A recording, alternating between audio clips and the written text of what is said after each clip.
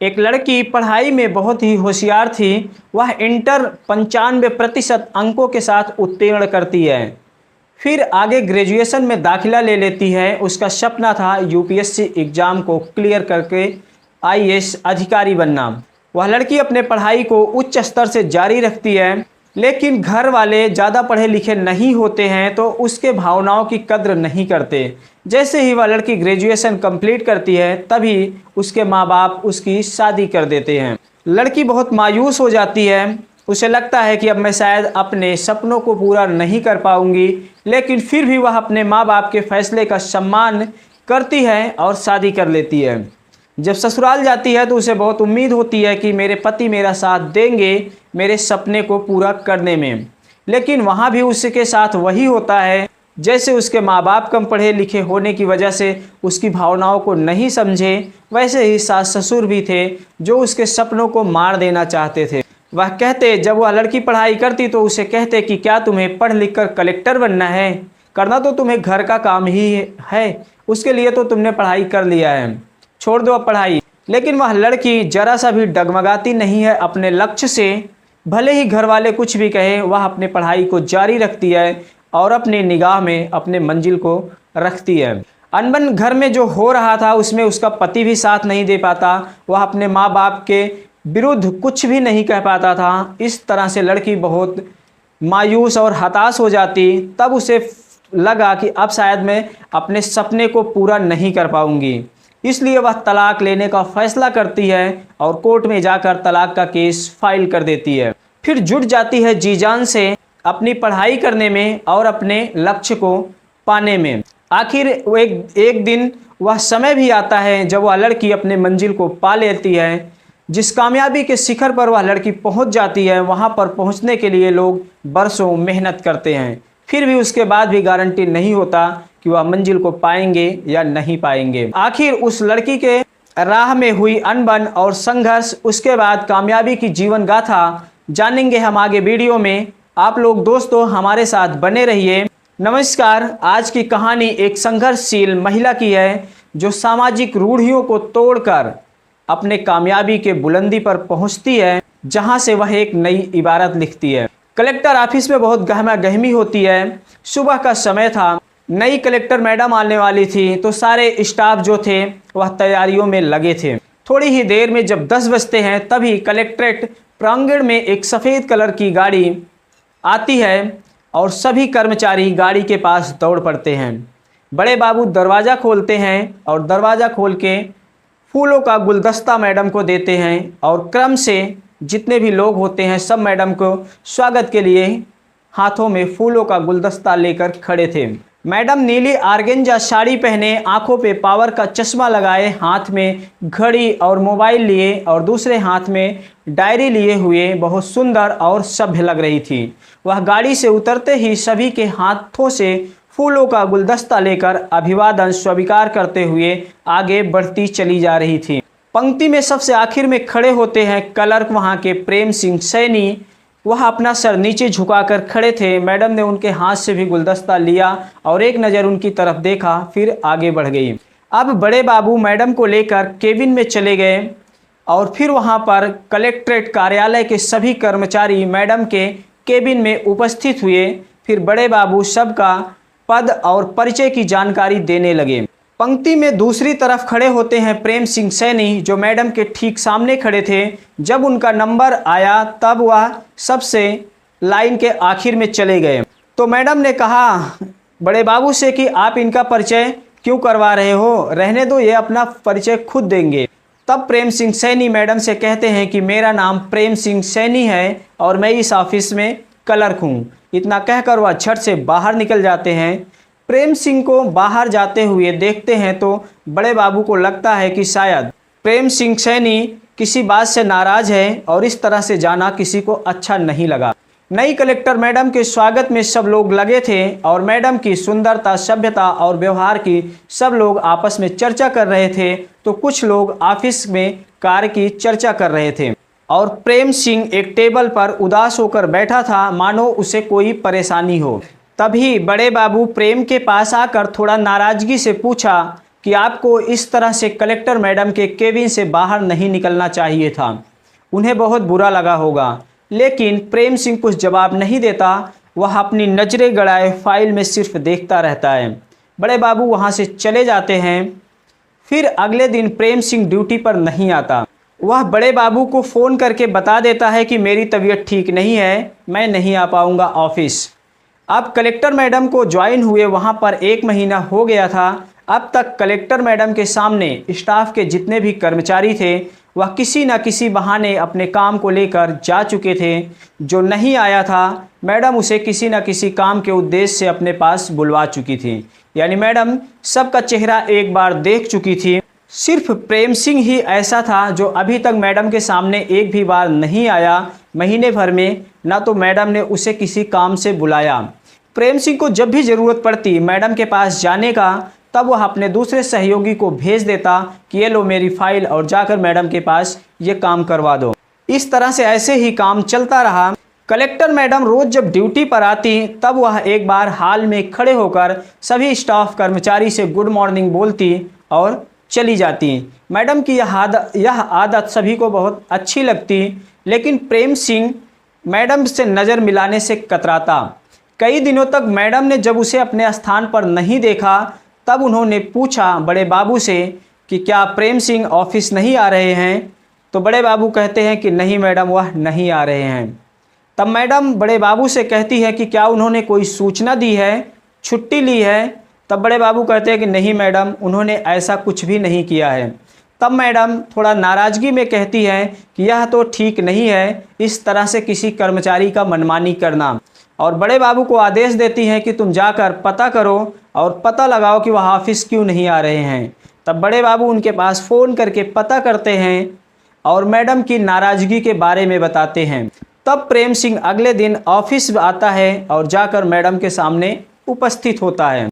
Madam नाराज़गी से कह रही थी कि मिस्टर प्रेम, यह सरकारी ऑफिस है, यहाँ के कुछ नियम और कानून हैं। अगर आपको छुट्टी चाहिए ही थी तो आप एप्लीकेशन देकर सूचित कर देते, फिर छुट्टी ले लेते। लेकिन प्रेम बाबू खामोश खड़ा था, वह जवाब नहीं देता है। मैडम फिर अपनी बात आगे जारी रखती है और आगे कहती हैं कि यह कोई घर आपका नहीं है कि जब जी चाहा तब चले आए, जब जी चाहा तब चले गए। आइंदा याद रखिएगा कि दोबारा ऐसी गलती मत करना, वरना मैं आपके खिलाफ ज़रूर कार्यवाही करूंगी।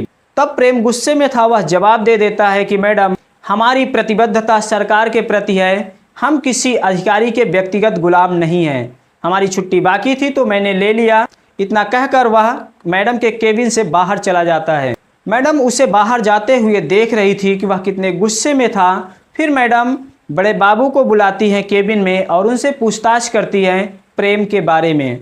तो बड़े बाबू बताते हैं कि मैडम 2 साल पहले यहाँ पर इनकी पोस्टिंग हुई है। जब से यहाँ आए हैं मैं देख रहा हूँ हमेशा खामोश ही रहते हैं। ना तो इनकी यहाँ पर किसी से दुश्मनी है और ना तो किसी से बहुत ज़्यादा दोस्ती है। वह हमेशा परेशानियों में ही घिरे रहते हैं और अपने काम में लगे रहते हैं। अब मैडम को आए हुए यहाँ पर काफ़ी दिन हो गए थे, तो मैडम की ख्याति पूरे ज़िले में हो रही थी। कलेक्टर ऑफिस से लेकर जनता जनार्दन तक के बीच में मैडम काफ़ी लोकप्रिय हो गई थी। और कलेक्टर ऑफिस के ही दूसरे सीनियर अफसर होते हैं वर्मा जी। विकास कार्य का हर टेंडर वर्मा जी के टेबल से होकर ही गुजरता था और हर टेंडर में वर्मा जी का कमीशन फिक्स होता था और ऊपर की जो कमाई होती थी उसमें ऊपर के अधिकारियों तक का शेयर होता था। चर्चा तो यह भी थी कि इसके पहले के जो कलेक्टर थे उनका भी शेयर फिक्स रहता था। अब मैडम को यह सब जानकारी धीरे धीरे ऑफिस में मिल रही थी। तब मैडम ने वर्मा जी के ऊपर नकेल कसना शुरू कर दिया। बाद में जब वर्मा जी को जानकारी होती है कि मैडम मुझ पर नकेल कस रही है, तब वह मैडम के खिलाफ ऑफिस में भी बोलने लगा और उनके खिलाफ षड्यंत्र करने लगा। एक दिन किसी टेंडर को मैडम ने पास नहीं किया तो वर्मा बहुत नाराज हो गया। वह ऑफिस में ही मैडम के खिलाफ अनाप शनाप बकने लगा और प्रेम सिंह यह सारी बात उसकी सुन रहा था। लेकिन वर्मा बेलगाम होकर लगातार बोले ही जा रहा था। जब उससे बर्दाश्त नहीं हुआ तब वह उलझ गया वर्मा से और फिर हाथापाई तक बात आ गई। ऑफिस में हंगामा खड़ा हो गया। स्टाफ सब एक दूसरे को छुड़ाने लगे और हंगामा शोर को सुनकर मैडम भी अपने केबिन से बाहर आ गई। तब जाकर मामला कहीं शांत हुआ और फिर मैडम केबिन में अपने चली गई और बड़े बाबू को बुलाकर पूछा कि आखिर बात क्या है, हंगामा क्यों खड़ा हुआ। और यहाँ पर वर्मा और प्रेम सिंह के लड़ने झगड़ने को लेकर जो कर्मचारी थे उनमें चर्चा भी होने लगी कि आखिर वर्मा के द्वारा मैडम की बुराई किए जाने पर प्रेम सिंह क्यों उलझ गया, आखिर क्या बात है। बड़े बाबू को बुलाकर मैडम ने जब पूछा तो उसने बताया कि वर्मा आपके खिलाफ बोल रहा था, इसलिए प्रेम सिंह को बर्दाश्त नहीं हुआ, वह उलझ गया। फिर मैडम बड़े बाबू के माध्यम से ही प्रेम सिंह को अपने केबिन में बुलाती हैं और उनसे पूछती हैं कि आखिर यह सब क्या कर रहे थे आप, यह सरकारी कार्यालय है, कोई आपका घर और सड़क नहीं है कि जब जो जी चाहे वो कर लो, इस तरह से लड़ना तुम्हें शोभा नहीं देता। प्रेम सिंह सर झुकाए हुए ही कहता है कि वर्मा आपके खिलाफ बोल रहा था, मैं काफ़ी देर से बर्दाश्त कर रहा था लेकिन वह रुकने का नाम नहीं ले रहा था, वह लगातार आपकी बुराई किए जा रहा था। तब मैडम कहती है कि वह मेरी बुराई कर रहा था ना, आपकी तो नहीं कर रहा था, मैं कानूनी कार्यवाही उस पर करती, आपको लड़ने की क्या ज़रूरत थी, आपको मेरे लिए लड़ने का अधिकार किसने दिया। लेकिन प्रेम सिंह चुपचाप सर नीचे करके खड़ा रहा, वह कुछ नहीं बोल रहा था। तब मैडम को और भी ज़्यादा नागवार लगता है, वह थोड़ा ऊंचे स्वर में और नाराज़गी से कहती है कि प्रेम सिंह तुम बोलते क्यों नहीं, मैं कुछ पूछ रही हूँ ना। तब प्रेम सिंह गुस्से में अपना सर ऊपर करके मैडम की ओर देखने लगा। मैडम भी थोड़ा नर्वस हो जाती हैं। फिर वह कहने लगा कि अगर मैं अलग हो गया हूँ तो क्या हुआ, अगर कोई इस तरह से आपकी बुराई करेगा तो मुझसे बर्दाश्त नहीं होगा। इतना बोलकर प्रेम सिंह मैडम के केबिन से बाहर निकल गया और मैडम उसे बाहर जाते हुए देखती रही। अब मैडम के चेहरे पर कई तरह के भाव आ रहे थे, जा रहे थे। मैडम की आंखें डबडबा जाती हैं, वह झट से रुमाल निकालकर आंसुओं को पोंछ लेती हैं। इस घटना के बाद प्रेम सिंह और कलेक्टर मैडम के बीच अब भी दूरी बरकरार रही। वर्मा और प्रेम सिंह का जो झगड़ा हुआ था वह भी मामला अब शांत हो गया था और प्रेम सिंह अपने समय पर ऑफिस आता और समय पर घर चला जाता। ऑफिस में सब कुछ सामान्य चल रहा था। फिर 2 दिन बाद अचानक फ़ोन आ जाता है कलेक्टर मैडम के पास कि आपके ऑफिस में कैबिनेट मंत्री जी का जनता दरबार लगने वाला है। मैडम अपने कर्मचारियों को सख्त हिदायत देती हैं कि पूरी तैयारी की जाए और कोई भी शिकायत का मौका ना मिले, नहीं तो मंत्री जी नाराज हो जाएंगे। जिस दिन मंत्री जी को आना था उस दिन स्टाफ के सभी कर्मचारी सुबह जल्दी आ गए, लेकिन प्रेम सिंह का कहीं अता पता नहीं होता है। मैडम बार बार उन्हें ही ढूंढ रही थी। जब वह दिखाई नहीं पड़ते हैं तब मैडम बड़े बाबू से कहती हैं कि पता करो प्रेम सिंह क्यों नहीं आया। बड़े बाबू जब फ़ोन करके पता करते हैं प्रेम सिंह के पास तो पता चलता है कल रात में ही कुछ बदमाशों ने उन पर कातिलाना हमला कर दिया है और वह घायला अवस्था में एक प्राइवेट हॉस्पिटल के आईसीयू वार्ड में भर्ती है। जैसे ही इस घटना के बारे में बड़े बाबू मैडम से बताते हैं वैसे ही उनके चेहरे का रंग उतर जाता है, वह नर्वस हो जाती हैं। मैडम के चेहरों को देखकर बड़े बाबू भी आश्चर्य में पड़ जाते हैं कि आखिर प्रेम सिंह की तबीयत खराब, प्रेम सिंह के घायल होने की सूचना मिलते ही मैडम का चेहरा क्यों उतर गया। और मैडम फिर बड़े बाबू से कहती हैं कि आप यहाँ की तैयारी देख लीजिए और मुझे इसी वक्त ऑफिस जाना बहुत ज़रूरी है। तब बड़े बाबू आश्चर्य में कहते हैं कि मैडम अगर आप चली जाएंगी तो मंत्री जी नाराज़ हो जाएंगे। ऐसा करो, मैं स्टाफ के किसी दूसरे कर्मचारी को प्रेम सिंह को देखने के लिए उनके पास भेज देता हूँ, आपका यहाँ रहना बहुत ज़रूरी है, आप मत जाइए। लेकिन मैडम जल्दी जल्दी में अपना बैग लेकर गाड़ी की तरफ जाते हुए कहती हैं कि नहीं, मुझे मंत्री जी के आगमन से भी ज़्यादा ज़रूरी है अस्पताल जाना। और वह झट से गाड़ी पर बैठकर चली जाती हैं। और मैडम का इस तरह से जाना बड़े बाबू और स्टाफ के दूसरे भी कर्मचारियों को बहुत आश्चर्य लग रहा था। कलेक्टर मैडम के अचानक अस्पताल में पहुंचने से अस्पताल परिसर में भी खलबली मच गई। मैडम लिफ्ट से जाना चाहा लेकिन लिफ्ट ऊपर थी तो आने में उसे समय लगता, इसलिए मैडम झटपट सीढ़ियों से चलने लगी और जाकर आईसीयू वार्ड में पहुंच गई। मैडम को इस तरह भागते हुए जाते देखकर अस्पताल के डॉक्टर भी सकते में आ गए और वह भी मैडम के पीछे पीछे आ गए। मैडम ने आईसीयू वार्ड में देखा तो वहाँ पर प्रेम सिंह अब भी बेहोशी के हालत में पड़ा था। उसे इस तरह से देखकर मैडम के आंख से आंसू आ जाते हैं, लेकिन मैडम अपने आंसुओं को इतनी सफाई से छुपा लेती हैं कि किसी को पता नहीं चलता। फिर वहाँ के उपस्थित डॉक्टरों से प्रेम के बारे में पूछती हैं। तब डॉक्टर कहते हैं कि अब इनकी हालत स्थिर है, अब वह खतरे से बाहर हैं। तब मैडम डॉक्टरों को सख्त हिदायत देती है कि कोई लापरवाही इलाज में मत बरतना, और मैडम जब तक वहाँ पर रही तब तक उनका फ़ोन लगातार बजता रहा, उन्होंने फ़ोन नहीं उठाया। जैसे ही वह प्रेम बाबू को देखकर आईसीयू वार्ड से बाहर निकली तब उन्होंने फ़ोन उठाया तो बड़े बाबू ने बताया कि मंत्री जी अब यहाँ से नाराज़ होकर जा चुके हैं। मैडम वापस अपने कार्यालय में आती हैं तो वहाँ बड़े बाबू भी मैडम से पूछते हैं कि आप इस तरह से क्यों चली गई, लेकिन मैडम इसका कुछ जवाब नहीं देती। एक हफ्ते बाद प्रेम बाबू की अस्पताल से छुट्टी हो जाती है, वह घर पर आकर आराम करने लगे। उस दिन के बाद से मैडम दोबारा अस्पताल में तो नहीं गई, लेकिन वह बड़े बाबू के माध्यम से उनका बराबर हालचाल लेती रही। 2 हफ्ते बीत गए, तब एक दिन छुट्टी का दिन होता है तो मैडम अपने ड्राइवर से कहती हैं कि गाड़ी उठाओ, चलो प्रेम को मुझे देखने चलना है। और साथ में सुरक्षा गार्ड की भी गाड़ियाँ होती हैं। सब लोग जाकर प्रेम बाबू के घर पर पहुंच जाते हैं। तब मैडम उसे देखती हैं कि प्रेम एक बिस्तर पर लेटे हुए हैं और पूरे शरीर पर उनके पट्टियाँ लगी हुई हैं, और यह भी देखती हैं कि प्रेम बाबू पास में ही टेबल पर रखे दवा और पानी को ले नहीं पाते हैं, उसे लेने का प्रयास करते हैं, जो बहुत कठिनाई महसूस हो रही थी। दर्द के मारे प्रेम सिंह से रहा नहीं जा रहा था, लेकिन अचानक दरवाजे पर मैडम को खड़ी देखकर वह आश्चर्यचकित रह जाता है।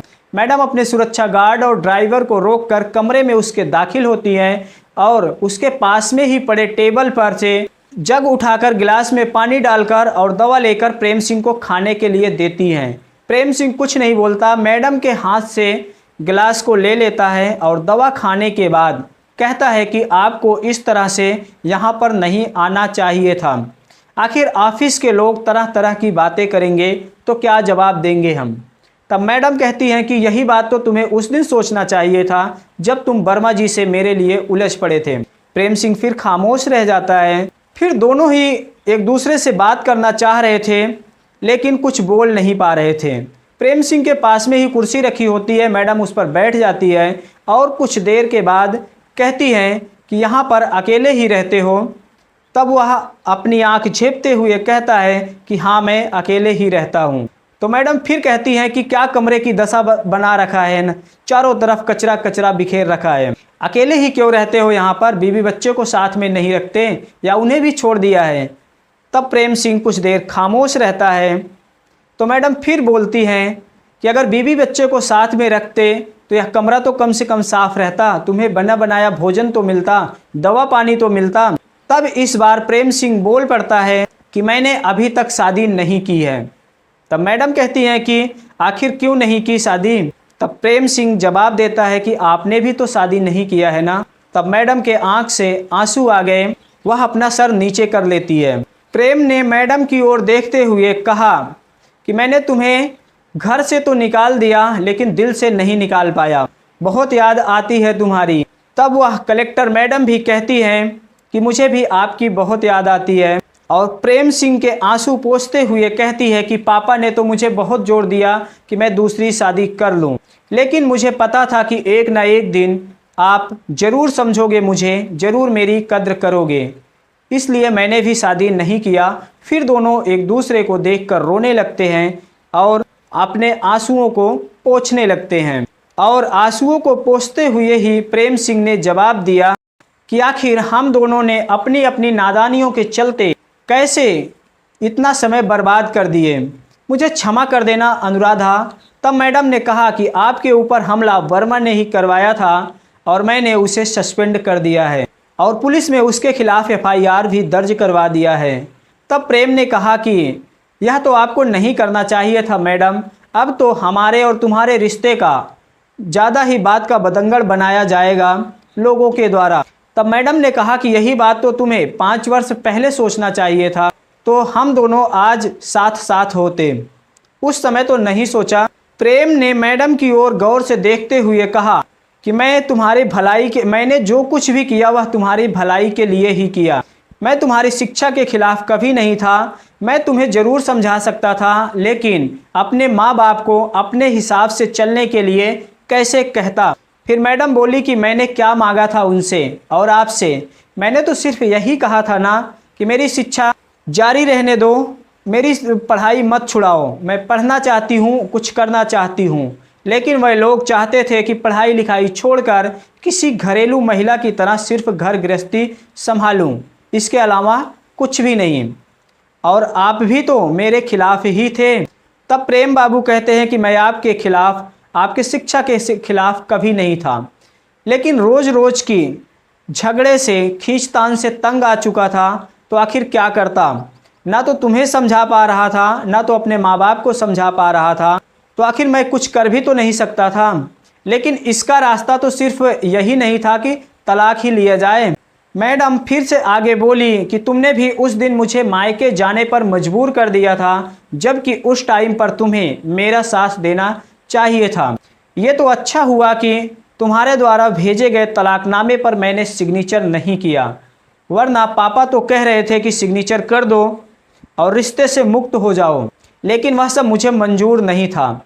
देखो ना, आज मेरी किस्मत और मेहनत रंग लाई, जो मेरे सपने साकार हुआ। इतना सुनने के बाद प्रेम के आंखों से भी आंसू निकलने लगता है और वह मैडम का दोनों हाथ पकड़कर क्षमा मांगता है कि मुझे माफ़ कर दो अनुराधा, मैं तुम्हें समझ नहीं सका। उस दिन मुझसे बहुत बड़ी गलती हो गई थी, यह मुझे बाद में एहसास हुआ, और आपने यह अच्छा किया कि मेरे द्वारा भेजे गए तलाकनामे पर सिग्नेचर नहीं किया, वरना मैं एक बहुत बड़े पाप का भागीदार होता। इतना कहकर दोनों लिपट कर रोने लगते हैं। फिर कुछ देर के बाद मैडम अपने कमरे से बाहर निकलकर अपने सुरक्षा गार्ड और ड्राइवर से कहती हैं कि तुम लोग आज घर जाओ, मैं कल सुबह ऑफिस में मिलूंगी। मैडम के मुंह से इस तरह की बात सुनकर ड्राइवर और सुरक्षा गार्ड भी आश्चर्य से उन्हें देखने लगे और वहां से चले गए। उसके बाद मैडम कमरे के दरवाजे को बंद करके अंदर चली जाती हैं और दोनों पति पत्नी इतने दिन के बिछड़ने के गम को भुलाकर, सारे गिले शिकवे को भूलकर फिर से एक हो जाते हैं। तो दोस्तों, आज की यह पति पत्नी की कहानी, जो बिछड़ने के बाद फिर से एक हो गए और पत्नी ने अपने सपने को पूरा करने के लिए, अपनी मंजिल को पाने के लिए अपने लक्ष्य को निगाह में रखा और घर वालों से अनबन जरूर हुआ, लेकिन वह अपने फैसले से डगमगाई नहीं और अपने सपने को साकार किया। तो यह कहानी आप लोगों को कैसी लगी? अगर अच्छी लगी हो तो कमेंट सेक्शन में अपनी प्रतिक्रिया जरूर देना। अगर वीडियो अच्छी लगेगी तो लाइक करके चैनल को सब्सक्राइब जरूर कर लेना। मिलते हैं अगले वीडियो में फिर किसी नई कहानी के साथ। धन्यवाद।